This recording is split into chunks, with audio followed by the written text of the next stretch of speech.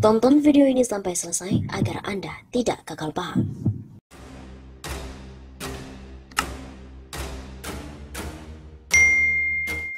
Minta sidang istimewa, tim pembela ulama dan aktivis kirim surat ke MPR. Assalamualaikum warahmatullahi wabarakatuh. Dengan hormat, berdasarkan surat kuasa dari Gerakan Kembali ke Undang-Undang Dasar 45 asli tahun 1945 yang ditandatangani Ketua Fahri Labis, maka dengan ini saya selaku Ketua Umum Tim Pembela Ulama dan Aktivis bermaksud menyampaikan hal-hal yang mendasar dalam hal urgensi perlunya sidang istimewa MPR RI, yaitu yang pertama, bahwa dalam Undang-Undang Dasar 1945 Pasal 7A yang berbunyi, Presiden dan atau Wakil Presiden dapat diberhentikan dalam masa jabatannya oleh MPR atas usul DPR, baik apabila terbukti telah melakukan pelanggaran hukum berupa pengkhianatan terhadap negara, korupsi, penyuapan, tindak pidana berat lainnya atau perbuatan tercela, maupun apabila terbukti tidak lagi memenuhi syarat sebagai Presiden dan atau Wakil Presiden. Bahwa dari ketentuan pasal 7A Undang-Undang Dasar 1945 tersebut sangat jelas kewenangan MPR RI untuk dapat mengadakan sidang istimewa berhubungan dengan dugaan pelanggaran hukum dan perbuatan tercela dari Presiden Joko Widodo.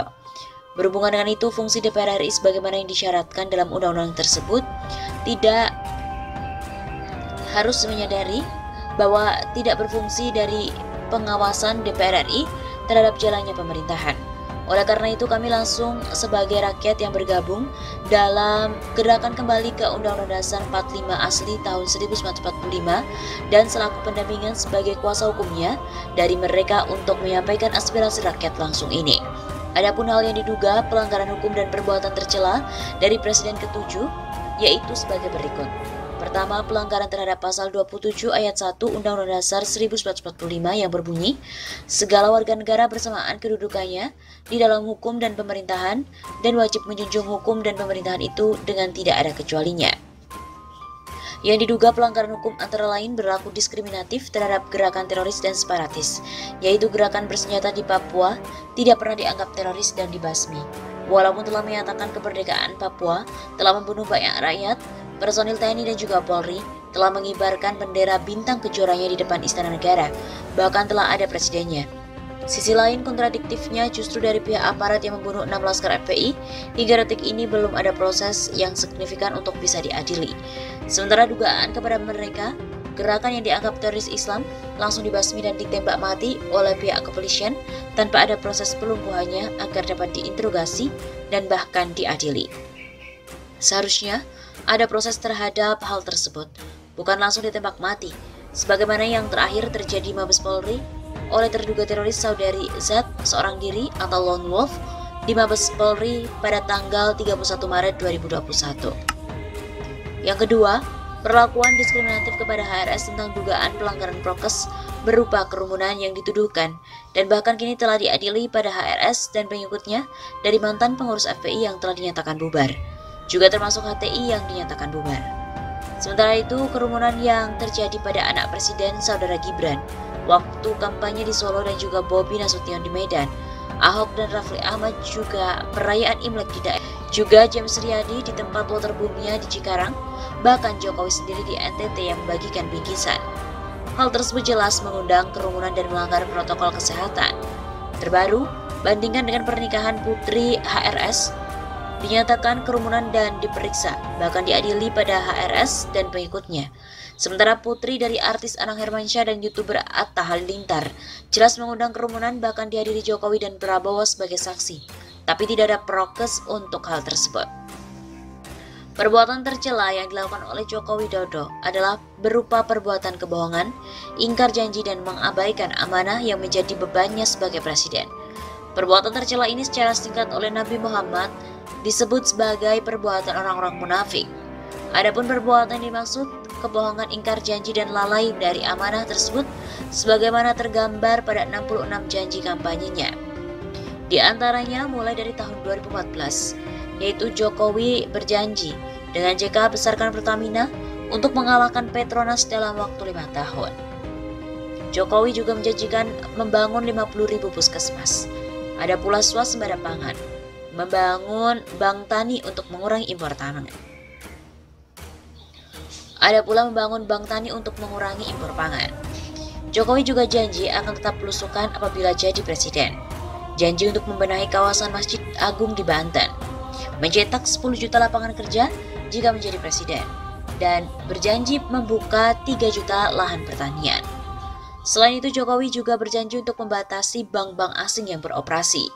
Membangun tol laut dari Aceh hingga Papua. Janji juga memberikan berapapun anggaran pendidikan. Lalu mengurangi impor pestisida dan bibit pertanian dan juga menghapus ujian nasional.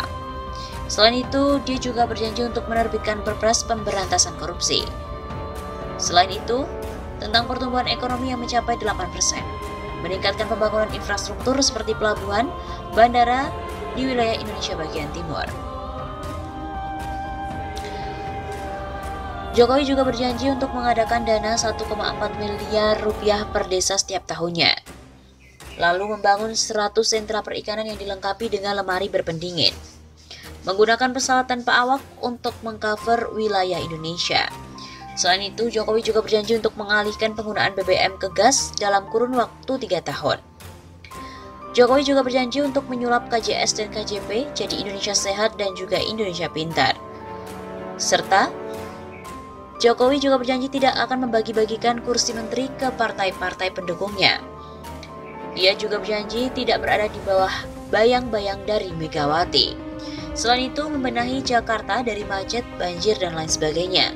Mendukung kemerdekaan dan mendirikan KBRI di Palestina. Selain itu, Jokowi juga berjanji untuk memperkuat serta meningkatkan anggarannya 10 kali lipat, yaitu memperkuat KPK, menambah jumlah penyidik, dan juga memperkuat regulasinya. Tapi kenyataannya malah sekarang semakin diperlemah. Selain itu, Jokowi juga berjanji untuk menaikkan gaji-gaji guru, kemudian gaji besar untuk para ahli di Indonesia. Sebagai presiden, ia juga berjanji untuk menyelesaikan pelanggaran-pelanggaran HAM berat di masa lalu. Dari sekian banyak janji-janji Jokowi itu, pertanyaan yang serius bagaimana MPR dan DPR mengawasi hal ini. Karena adanya peringatan keras dari Allah. Wahai Nabi, perangilah orang-orang kafir dan orang-orang munafik dan bersikap keraslah terhadap mereka, tempat mereka adalah neraka jahanam. Dan itulah seburuk-buruk tempat kembali. Quran Surat At-Tahrim ayat 9.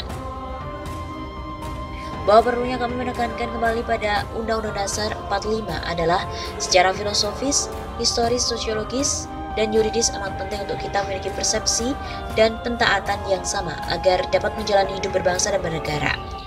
Adapun detailnya, klien kami akan menguraikan di hadapan pimpinan MPR RI. Oleh karena itu, agar gagasan kembali pada Undang-Undang Dasar 45 bisa diperbincangkan.